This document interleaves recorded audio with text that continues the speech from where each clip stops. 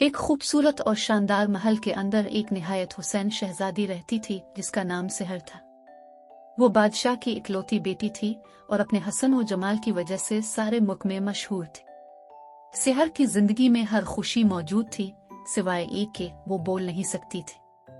इसकी जबान कुदरती तौर पर गूंगी थी जिसकी वजह से वो दिल ही दिल में हमेशा उदास रहती थी।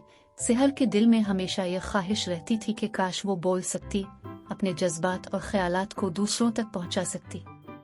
वो अक्सर बाग में जाती और वहां के हुसैन मनाजिर को देखकर अपने दिल की उदासी को कम करने की कोशिश करती।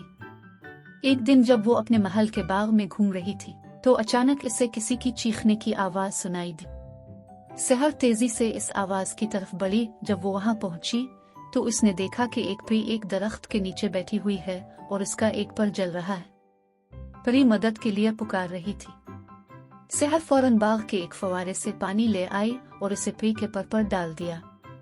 पानी ने जल्दी से आग को बुझा दिया और परी का पर बच गया। परी सेहर की मदद से बहुत खुश हुई और उसका शुक्रिया अदा करने के लिए बोली, तुमने मेरी जिंदगी बचाई है, मैं तुम्हें क्या इनाम दे सकती हूँ। सेहर के पास अल्फाज नहीं थे कि वो अपनी ख्वाहिश का इजहार कर सके, लेकिन इसकी आंखों में एक उम्मीद की चमक थी।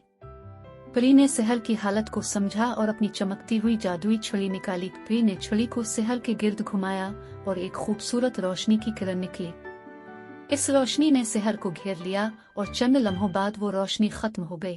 परी ने मुस्कुराते हुए कहा, अब तुम बोल सकती हो। सेहर ने अपने लब हिलाए और हैरानी से बोली, मेरी आवाज वापस आ गई। इसने खुशी से परी का शुक्रिया अदा किया और दोनों एक दूसरे के गिले लग गए। शहजादी सेहर की खुशी की कोई हद नहीं रही। इसने फौरन महल की तरफ दौड़ लगाई ताकि अपने वालिदैन को ये खुशखबरी सुना सके। महल में पहुंचते ही इसने बादशाह और मलिका को आवाज दी, अब्बा जान, अम्मा जान। बादशाह और मलिका हैरत से इसकी तरफ देखने लगे।